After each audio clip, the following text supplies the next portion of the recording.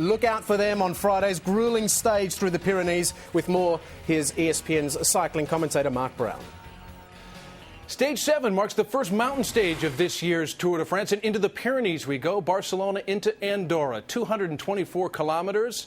It's the longest stage of this year's Tour de France. It has 5 categorized climbs, including the Category 1 Col de Serra-Seca about midway through, and then the Ors Category summit finish at Arc Elise. As always in the Pyrenees, watch for the Spanish riders to go for the glory. It's also the first test for the GC contenders to test those climbing legs. Overall, it shouldn't be a definitive stage in the GC, but Evans, Menchoff, and Sastre have huge deficits to the Astana quartet, who hold all the cards. They better make a move. Also, overall, a good chance to take the yellow jersey off of Cancellara. Stage 7 of the Tour de France. The Tour finally hitting the mountains as the race ventures into the Pyrenees. Joining us to discuss an eventful day on tour is ESPN cycling commentator Mark Brown. Mark, thanks very much for your time. Good to be here, Trav. Fabian Cancellara took a split-second lead over Lance Armstrong going into the stage. How important is Stage 7 for the 7-times champion? Well, it's pretty important. I think psychologically he'd love to wear the yellow jersey again, but the problem is he's got a very strong team that's also part of this. It's really going to be more about Astana and maybe Contador coming in. Cancellara was destined to give up the yellow today. Well, let's have a look at how all the action panned out on Stage 7 of the Tour de France. Well, Lance Armstrong and Astana really holding all the cards with their incredible power, but Fabian Cancellara trying to see if he could hold on. He's a tough man, but not a great climber. Contador is, and as expected in a mountain stage, there were attacks from the opening kilometer. It formed into a 9-man breakaway group that got as much as 14 minutes lead on the whole group. The yellow jersey, besides the normal tough conditions, had 2 flat tires within a 10-kilometer span. No luck. No, that didn't help him. The peloton crash as well caught up Leipheimer, who was able to get back in it as well. Astana, Team Astana, an absolute powerhouse this year, aren't they? Is that control of the peloton or what? Basically the entire team up there. Meanwhile, up the road, it is Bryce Filou who rode away from the 9 guys he was with, trying to take the stage. Cancellara was dropped on that final climb to Arc Elise, as expected. And then up front, we did see a little bit of an attack from Cadel Evans, but he left it for way too late, and it was marked nicely by the Astana boys and others.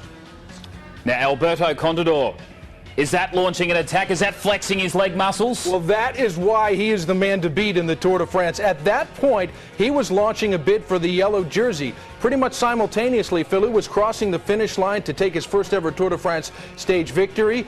Ronaldo Nocioni had gotten in there in 4th place, and his time was what Contador had to shoot for. He had an outside shot of taking the overall lead. However, over 6 hours in the saddle, he had a stage win for Filou, and it wasn't enough for Contador, as Nocioni was able to get the yellow jersey. Contador flexing his muscles big time. What do we learn from his performance today? Well, he's got a phenomenal team, and we know that. We've seen that. He also has the best legs for taking it up those tough summit finishes. And I think, even though he's only a couple seconds now ahead of Armstrong, I think officially the pecking order has now been set. I think we're going to find in these next couple of days that Lance will ride in support of Contador, unless Contador at some point weakens, and then Lance will be ready to go. Contador, of course, the nominated team leader of Astana. Lance Armstrong, I can't believe we're saying he will probably be playing second fiddle. Before we let you go, Mark, Cadel Evans, he's given up more time today.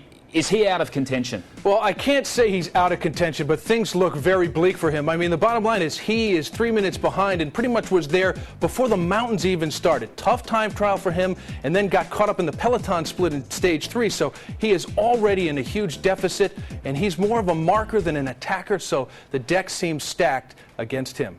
Mark, we will leave it there. ESPN cycling commentator Mark Brown, thanks for your time. You're welcome.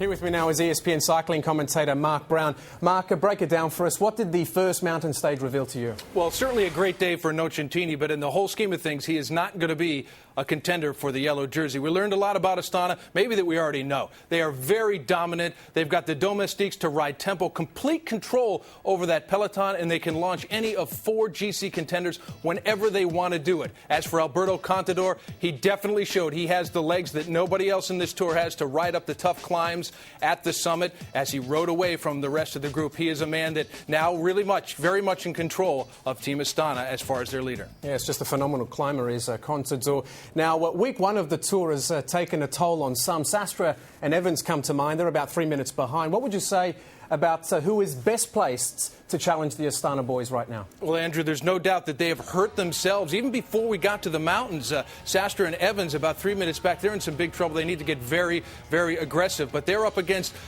the best contenders are 4 guys within Astana at that point. But the one guy I would watch for is Andy Schleck. He's young, he's got great legs on those climbs, and he's within 2 minutes. And we stay in the Pyrenees now for 2 more days as the ongoing battle between Contador and Armstrong plays out.